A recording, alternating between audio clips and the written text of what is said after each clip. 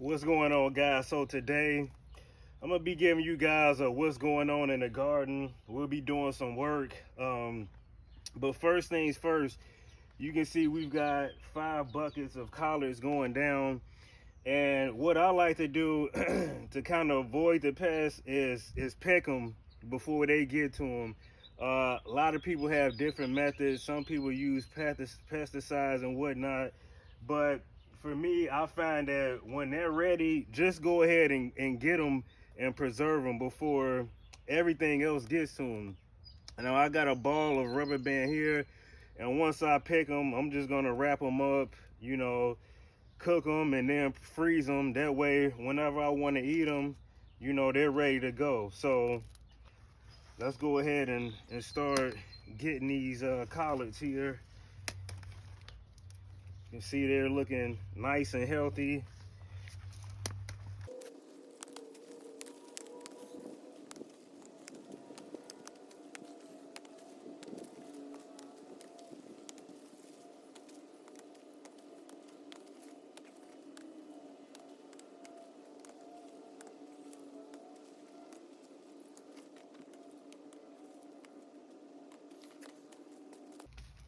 All right, so you can see we got a ton of greens here. We're a family of 5. This will be enough for us tonight. So let's go ahead and get these wrapped up good here. As you can see here, I am pretty much recycling the materials used to create a fire pit, and I'm turning it into a raised bed. And basically, with all my raised beds, I start them off with grass clippings. So I've got a bucket of grass here from the lawn that I actually mowed in my yard, and I'm just gonna dump that in here. This is actually great organic matter that's gonna break down. I've seen a few worms over here, so they'll come break everything down along with other bugs. So I usually just start it off with these grass clippings, and then I start to add other soil on top. So this is a great way to kind of get your raised beds going.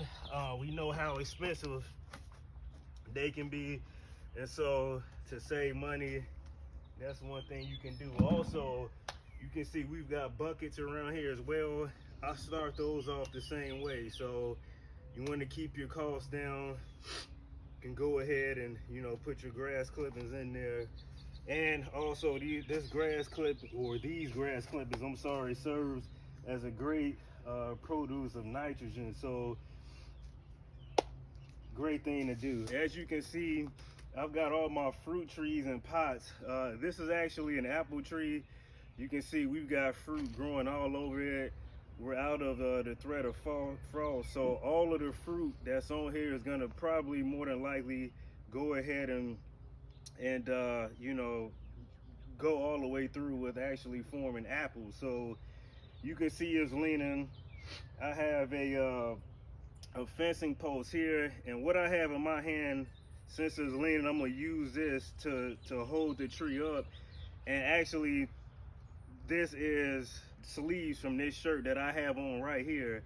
And basically what I'm gonna do is just use it here to tie it as a support system here, and just create a little knot here.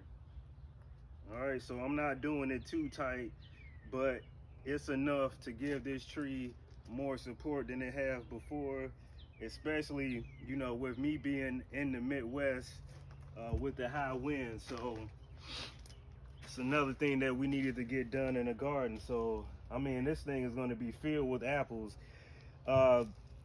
Tips about growing apples: I actually have 2 apple trees.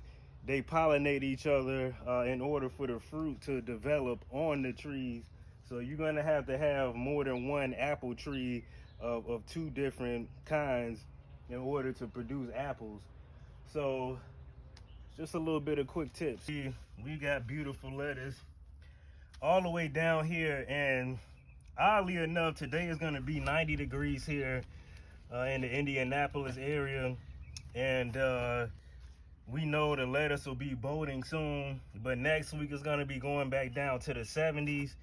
But what I want to do is go ahead and take the lettuce now, because once the lettuce starts to bolt, it's not going to taste as good. So basically the way I'm going to cut it is I'm not going to cut the middle stem, or I'm not going to cut the stem part off, because if it's cool enough, it's going to produce more. So I'm just going to take it like this and then just cut across, and then from here it's going to grow back, so don't worry. So same thing here, just cutting it straight across. That way I can grab what I need for my salad this week. And I'm going to show you how I hydrate limpy produce as a result of it being hot outside. So again, I'm gonna grab my lettuce here, take everything I can get. I've also seen pests over here as well, so I want to get to everything before they get to it. Same thing, cutting it straight across, all the way down, straight across.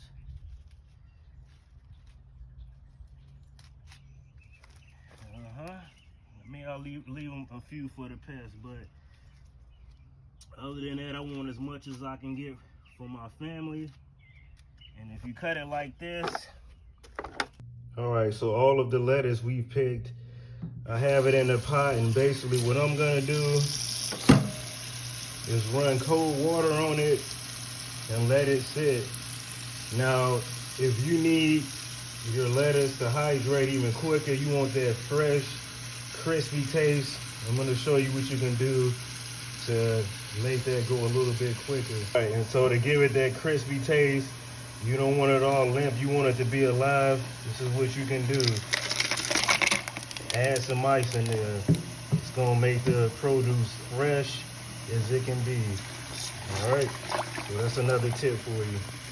Now, this little row here, I'm actually gonna plant a new row of tomatoes. But what I'm gonna start off with is this axe pick, and basically I'm gonna break all of this up. After that, I'm gonna till. The reason why I like using this is because it's really great with breaking the soil up, but then it digs deep. So you want your a lot of your crops that need a lot of growth room to have as much room as possible. So this axe pick here is really gonna dig deep. So let's go ahead and break things up a bit.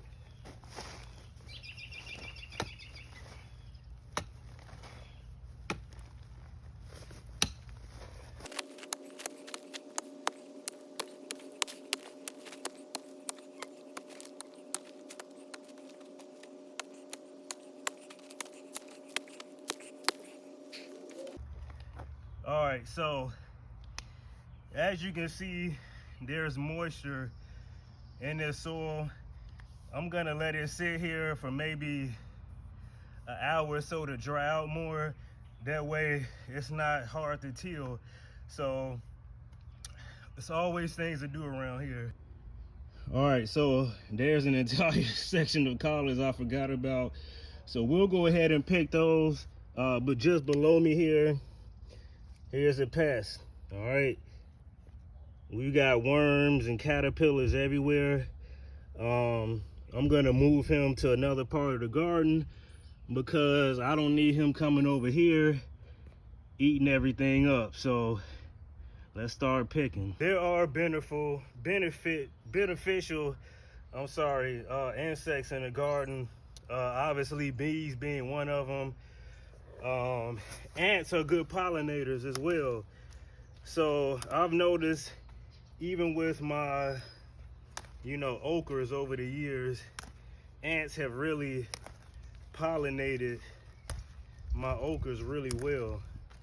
The only downfall to ants is they like to give aphids food. They like to guide them to the food that aphids like, and in a lot of cases, even with collards, they want that centerpiece. They want the most tender part of the plants. So If you guys don't know what aphids are, do your research on them and be ready for them. I find that the best way to get rid of them, for me, is to basically just spray them off with the water hose. You know, again, a lot of people like to use pesticides and whatnot, and you have to do what works for you. But for me, I find that manually just spraying them off does the thing for me. Yeah, you know, that pressure from the water hose really breaks their body down. Their bodies are so soft that they can't really take that pressure. So dealing with aphids is not as hard as many of you think. So that's what I got for you here. All right, so as you can see, this is the method I've chosen to till this area here. A lot of you think that you need a machine to do that, which I do have, but you don't always need to do things with the machine. For me, I find that this is a great way to work out. All right, so we've got it broken down pretty good, and basically, as you can see here, I'm gonna heal it and then get to sprinkling my seeds down. So again, you don't always have to spend money. Really, all you need is the axe pick. You know, let it dry out a little bit to make things easier for you, and then you can go ahead and manually till. And that's what this is. This is called a manual tiller. Probably paid $30 for it, maybe $30 for the axe pick, and it's what you need.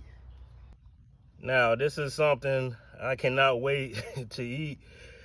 This is looking like one of my best years for broccoli goes, and hybrids do matter. Look at that, more broccoli growing there. Kale's looking amazing all the way down. So things are looking pretty good in the garden.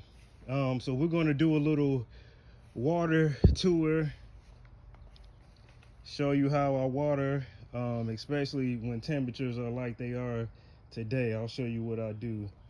So a day like today, 90 degrees, I just like to simply spray water over my brassicas. This is rocket here, also known as arugula. Got some onion there, they'll be okay. But my cabbage there, I like to get cold water sprinkled on them. That way things don't start going to seed like you can see the Chinese cabbage has there.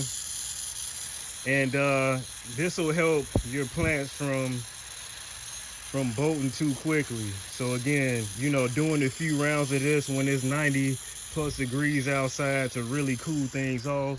You can see I've got lettuce here. I'm doing the same thing. Again, I don't want this lettuce to go to seed. You know, I want them to last at least another couple more weeks, especially knowing that the cooler weather is coming back. All right. So the same thing here, more rocket. We've also have some turnips growing in there. Broccoli, I don't want them to go to seed. I want them to keep producing those nice broccoli heads. So just to really cool them down. Same thing with my kale, although they'll be all right. They can handle very extreme weather. So kale will be just fine. Same thing with my peas here. And they do well in cool weather, but once it gets too hot, they don't do well. Got my cauliflower here. Yeah, we're just making sure everything stays moist. You don't have to do a deep watering just to make sure things are cool. All right.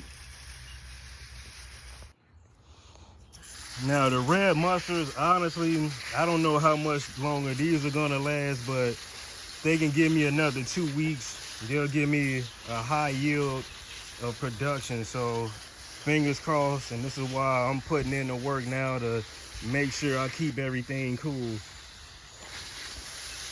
spinach. I'm sure this won't go another couple days with this brutally hot weather.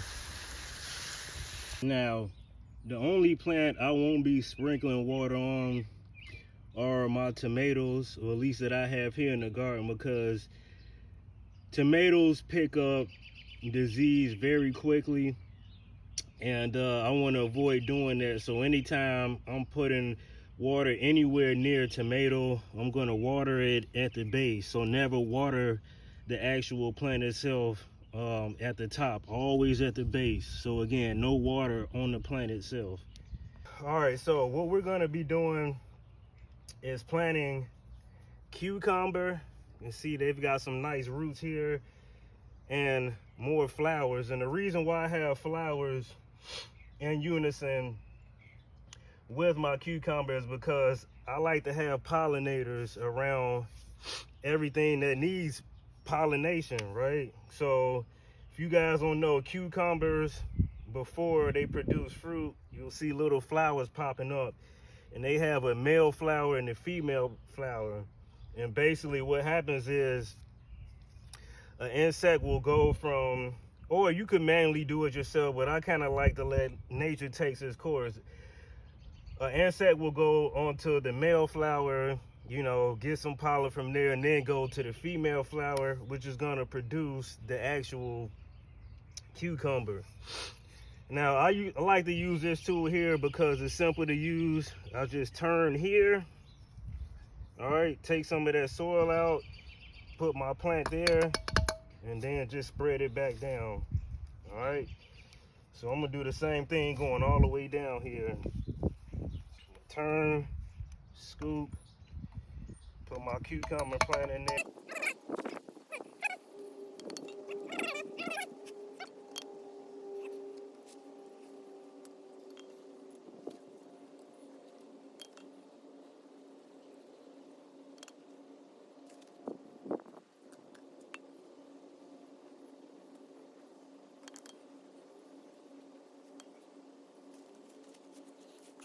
Now, cucumbers, watermelon, anything in the melon family, you want to try to avoid not getting the leaves and the plants themselves wet too, but they won't disease as easily as tomatoes. So same thing, you want to just water at the base here. Try to avoid watering the actual plant itself to avoid disease. All right.